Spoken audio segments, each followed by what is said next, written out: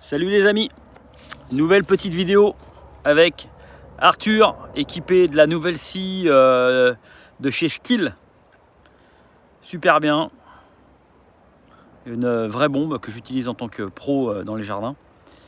Voilà, donc super produit. Merci Arthur.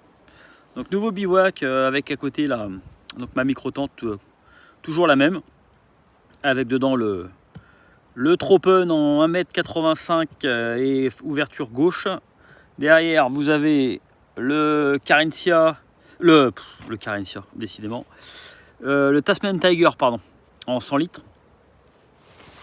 Et derrière, vous avez la tente à Arthur, tente de compétition, spéciale pour les grands bushcrafters, de plus de 1 mètre.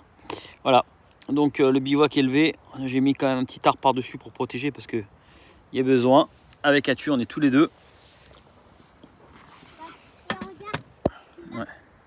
Ouais, ça c'est la petite scie Fiskars. C'est la X5 je crois. Ouais, X5. Voilà.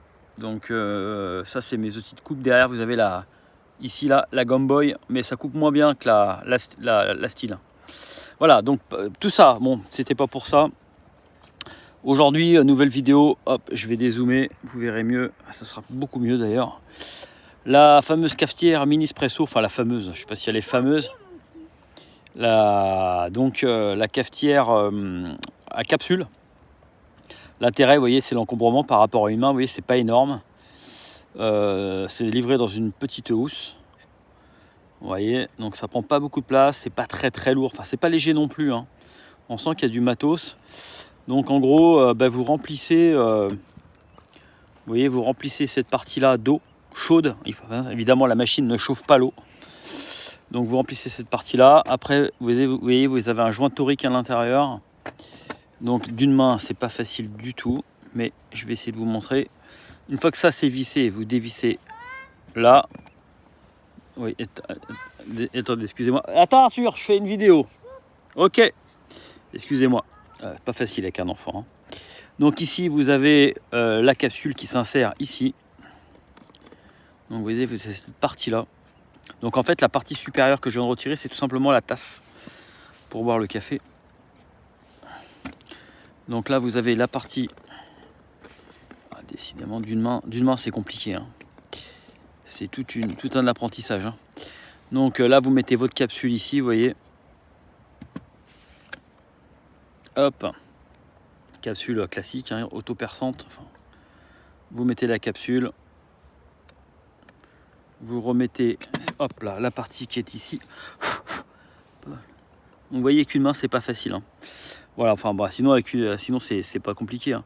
Une fois que vous avez remis ça, vous revissez cette partie-là. Hop, là, ça marche super bien. Hein. Alors là, je suis désolé, pourtant, je suis pas quelqu'un de malhabile, mais là, c'est pas facile du tout. En plus, il y a le joint torique qui vient forcer un peu.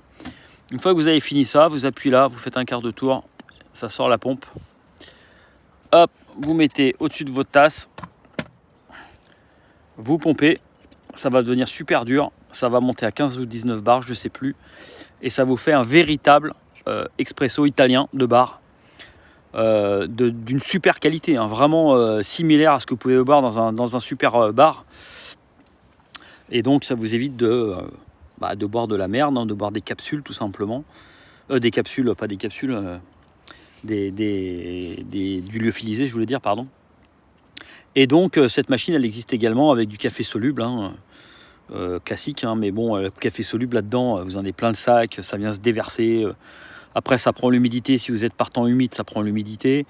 Là, l'avantage des capsules, c'est que c'est bien étanche. J'en jette 5-6 dans mon sac à dos de bushcraft, et voire une dizaine. Et je me fais un petit expresso, un petit ristretto. C'est super agréable. Franchement, ça prend 2-3 secondes pour le faire fonctionner. Donc, c'est vraiment pas mal.